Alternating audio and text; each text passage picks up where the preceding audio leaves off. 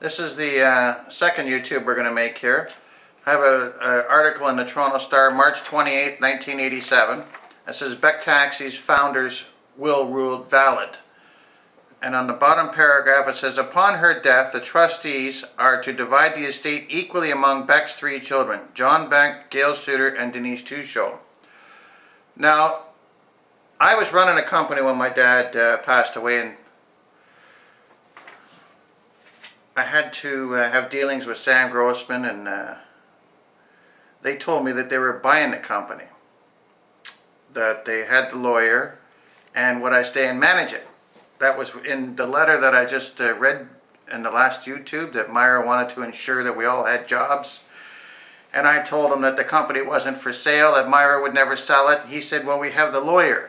I blame the estate lawyers for everything that's happened to Beck Taxi. I firmly believe that the will is, there was 8 or 9 wills. This last will was December 6, 1984, signed by a ballpoint pen. You can look at that in the Beck files again, www.thebeckfiles.exactpages.com. I have an affidavit here signed by Mooney Bassman. James Beck died on February 8, 1986, leaving his wife Myra Beck and his 3 children, John Beck, Gail Suter, and Denise Tushaw. When on his death certificate, it's 1985 he died. So what it showed, that the will was made December 6, 1984. He passed away February 8, 1985, which makes the will less than 60 days old.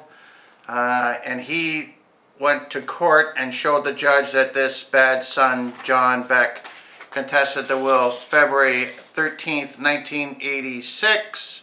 And the will was only 5 days old, when in fact it was a year and 5 days old. Myra passed away. I firmly believe the Attorney General said that they can't do that. They're not allowed to sell the shares. What was supposed to happen, if I contested the will, my lawyer then, Gary Snyder, told me that the estate would pay the court costs and take the costs out of my shares at the end of it.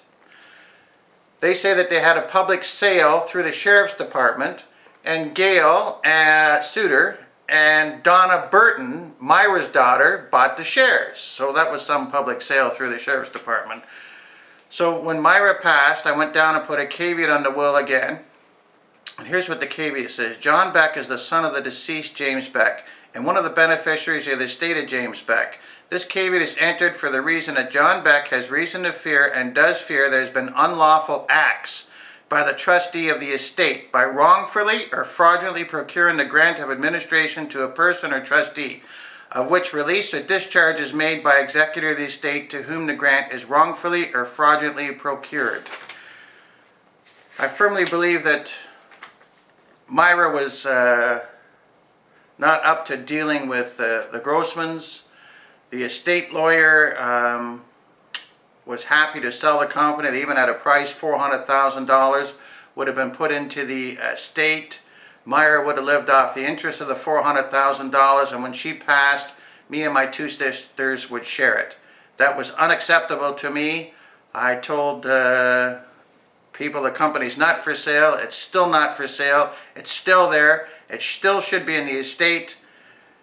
And Rob Saunders and the executors of the estate have a real problem coming up.